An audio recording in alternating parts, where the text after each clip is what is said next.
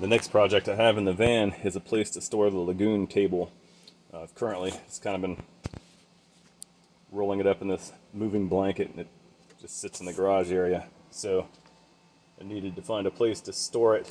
Originally, I had planned to put it on the back of my slide-out bed, just make a simple mount right here. But when I lift that up from the laying down position, it's already kind of heavy. So adding a 15-pound or 10, 12-pound tabletop to it, it's just gonna make my life more difficult.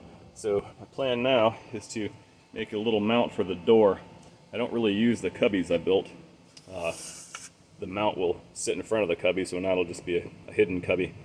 Right now we have a lot of storage, and we haven't done any really long trips, so we've got plenty of places to store things. So it's not like we're hurting for space. So the gist of it is, I'm going to make a wooden piece for the bottom. It'll be lined with either felt or some foam to cushion it. But the bottom of the Lagun table will slide into that, and then it'll have a place for a tie-down strap to go that'll hold over these two Lagun table arms, and that'll hold the top. And then I'll put a piece of fairly soft open cell foam at the top so I can compress it with the tie-down strap, and that should hold it in place and keep it from bouncing around when I close the door. Another important part to mention here is I don't slam this door anyway, because it's incredibly heavy with the spare tire on it. So I'm always fairly tentative when closing it. If it was just a lightweight door and we're slamming it all the time, I might design the mount differently. But unfortunately, it'll entail pulling this guy back off. I'll probably sand a spot of the matte clear coat and stain down so that I can glue the wooden piece to it as well. I'll tie into these are rib nuts I added to the back door, so I'm going to want to do 2 more bolts that have more purchase. So I'll do either clip nuts or some washers with nuts or something else that's going to sandwich it in there stronger. I don't want to pull out one of the rib nuts, they're not that heavy duty. So that's that. I'm going to start by pulling off this door panel and kind of mocking it up on the bench.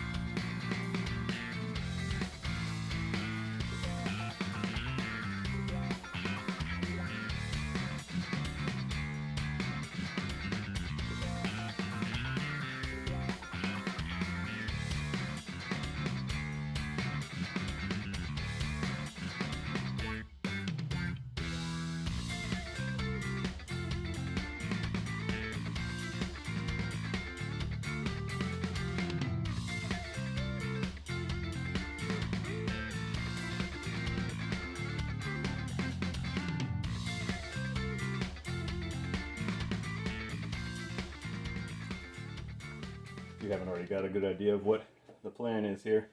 Basically, I'm going to do one more piece that's probably a 1/2 inch thick to give this room to have some neoprene or something in here to pad it, and then I'll have a 1/4 inch piece on the top, or rather probably a 1/2 inch piece on the top that encloses all of this, so it just makes a little pocket. When it's all done, I'll glue it to the area that I sanded, clamp that all together, and then sand them all flush, and then I will stain it this charcoal graphite color to match. When that's all done, like I said, I'll line it with felt or neoprene or something to pad the top of the door, and then we'll worry about making a tie-down strap points. That should work. I could have done that last cut on the bottom with a table saw and been cleaner and straighter, I'm sure, a bit, but it turned out fine, and I don't have my table saw out and stuff yet, so I was trying to put it off as long as I could.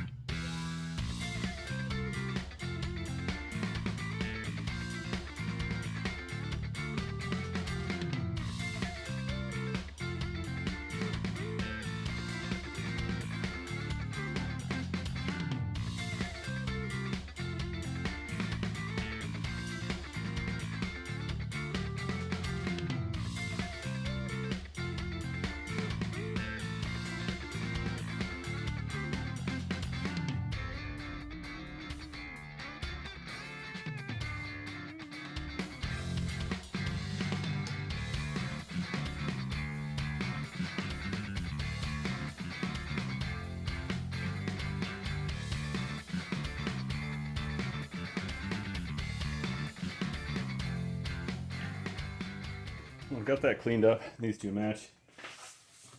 I accidentally cut the top out of the 1/2 inch piece I wanted for a cap. Luckily I had some marine ply lying around, so I didn't sandwich all 3 of these together yet because I wanted to line up the inboard portion where the pocket is. So now I've got these cleaned up. Once they're dry, I'll add this piece after some finish sanding, and then sand them all 3 together, and then glue them to the main panel and finish sand that, and then they'll be ready for stain. It looks like a pain in the ass. It is a little bit of a pain. Very few tools I'm more thankful for than an oscillating tool. At times like that, when I have to meet up 2 poor jigsaw cuts and make them match up nicely, that would have taken me, an hour and a half with a file, with a rasp, with whatever. So fantastic tool. If you don't have an oscillating tool, get one. But we'll let this set up for a while, and then we'll do some finish sanding and get the 3rd piece glued together.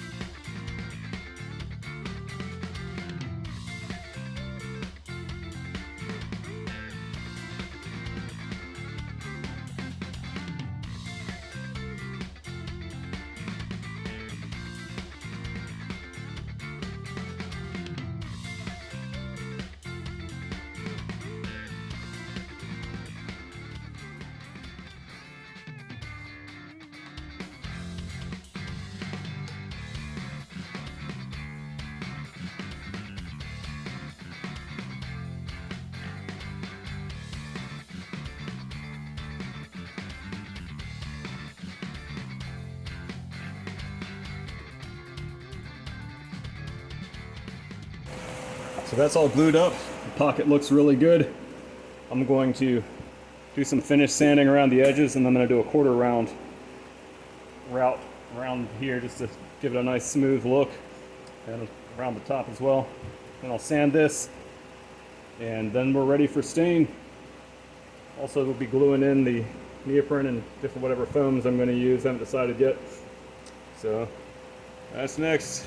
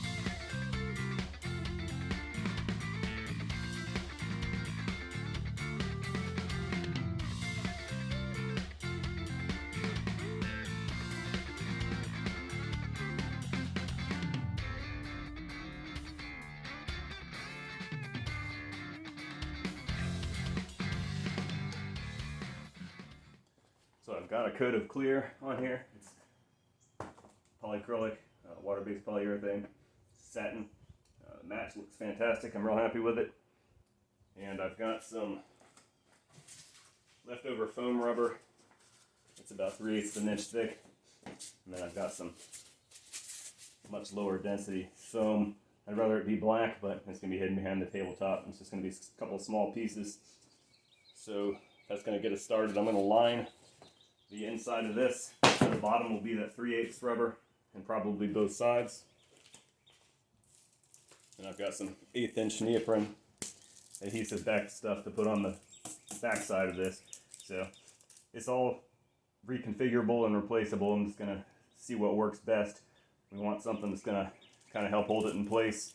I've ordered 2 tie-down strap anchor points. They'll go into these 2 bolt holes, and just a tie-down strap will cinch that into the foam, and that should hold it in place really well. If it doesn't, we'll reconfigure it. I don't have to drill anything to add those anchor points. I could put one from the top if I need to. I also went ahead and drilled these 4 holes, so I'll go from the 1-inch button head black oxide stainless screws to a 3-inch, and then I'm just going to do 2 more rib nuts for now. I know I had said the rib nuts might not be strong enough, but I think 4 of them, 1/4 rib nuts will be plenty. And if they fail or have any problems or loosen up, I'll drill them out and I'll put some kind of a retaining nut plate or something on the back. So that's that. I'm going to start gluing the foam in there and move along.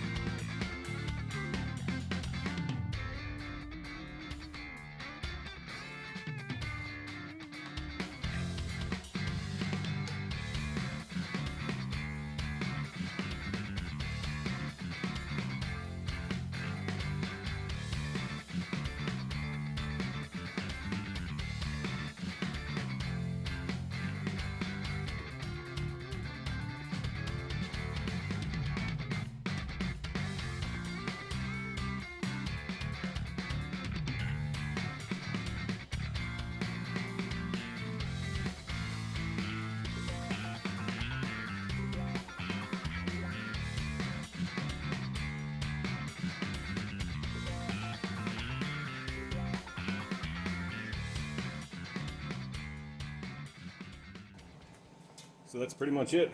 I have to order some 3-inch black oxide bolts to match these button heads that are on there. But it's a pretty great fit. I think with the tie-down strap on there, and some, like I said, I'm do a little foam on the back here shortly, but it looks great. Shouldn't pose any problems closing.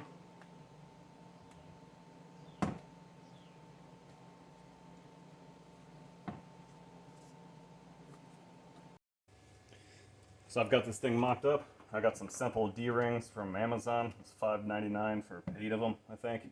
That should be plenty strong for what we're doing. And I got some extras. So I've got a piece of foam sandwiched behind here. I actually found some egg crate foam, which I'll show you in a second. It's just pressed in there for a test fit. I haven't cut this tie-down strap down. It'll be cut to size eventually. But I'm just testing the bottom phone, closing the door. No bolts through the lower yet either, so we'll get there. But everything looks great. It doesn't rattle when it gets slammed or anything. It's a great fit, really pleased. Once we get this permanently installed, I'll show you the garage area with the door closed and stuff. It should still be accessible even from the inside of the garage in case it's storming or something and I wanted to get this out for some reason. So that's where we are. I'm going to go ahead and disassemble this and get ready for final glue up of the foam, and then ran a drill bit down both of these holes to get ready to start a pilot hole for my new riv nuts, and that'll be that.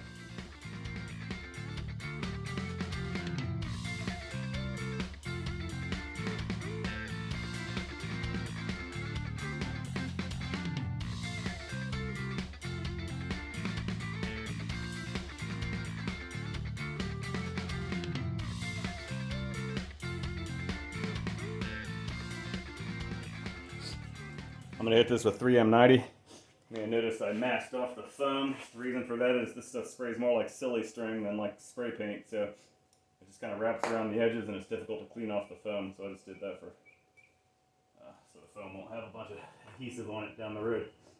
It'd be hard enough to keep it inside 2-inch masking tape.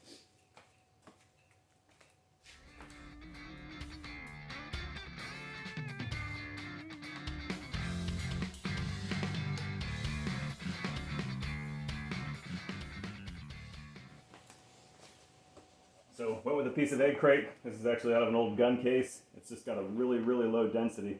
The reason for that is when I want to load it against the panel here with the tie down, this is going to keep it loaded against the strap and allow it to not vibrate. It's provide enough pressure that it's not going to hop out of here on a bump and such. This is just the perfect density. So see what you've got lying about. Otherwise I'm sure you can get a piece of low density foam somewhere. But it's going to work out nicely for us. We're going to go ahead and go drill the holes and get our riv nuts set up, and that is about it for the panel. If my screws have come in, I'm waiting on 3-inch black oxide stainless button head bolts from Amazon, and hopefully we'll be able to finish off this project today.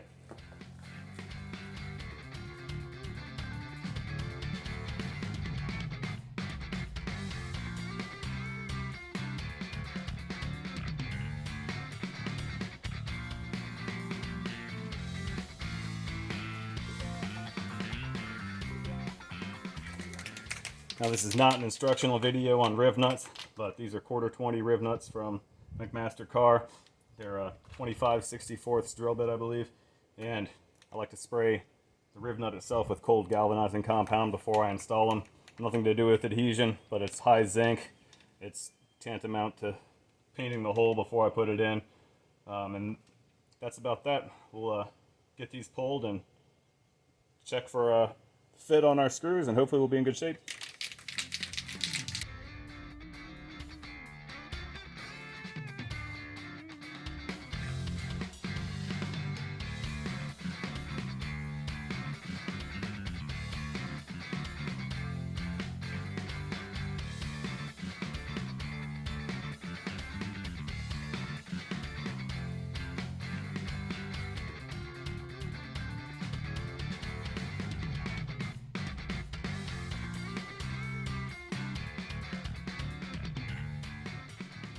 So my 3-inch bolts for the last 4 holes down here have not arrived yet. So you get the idea. I'm going to install them and they're going to look great. So the 4 riv nuts I think are going to provide plenty of support. I've got no concern. In fact, as solid as this is, while I've been kind of doing some testing, I'd probably be fine without any bolts down there, so I'm not worried about it. Now, the foam, I did put it above where the tie-down strap's going to rest. You may have noticed that's going to provide a little bit more preload. So I'm going to install this. I'm going to cinch it up against the egg crate and then tighten down my tie-down strap.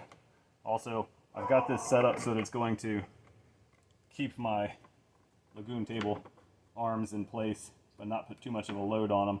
So you want to make sure they're snug whenever you go to install it.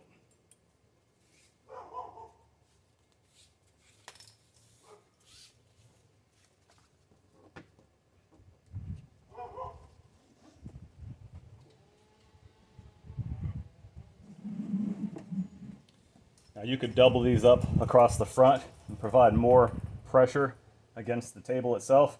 I personally don't want to put that much load on the riv nuts up here, so this is going to equalize the load between the back of the table and the front of the table. If we need to cinch it down further in the future, I will do that. Also, if you had problems with your table riding up, you could use a piece of foam or rubber as opposed to a piece of open cell foam. That would provide a little bit of stiction to the tabletop surface and prevent it from bouncing upward. You could also just run a vertical tie-down strap or any of 100 other solutions.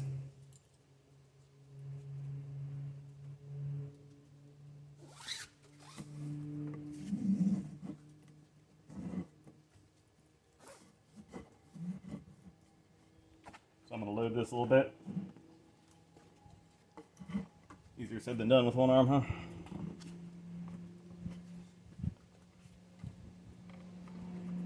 Alright, so that's a nice snug fit.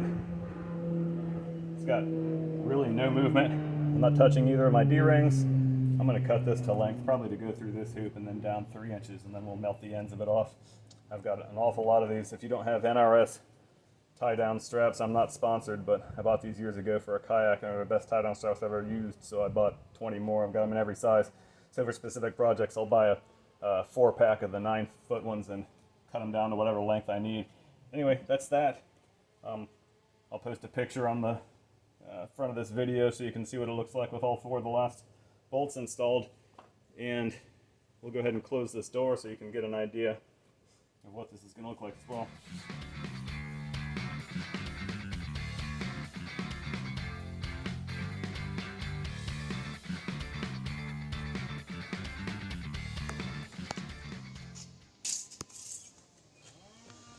Get a better look at the front here on the side.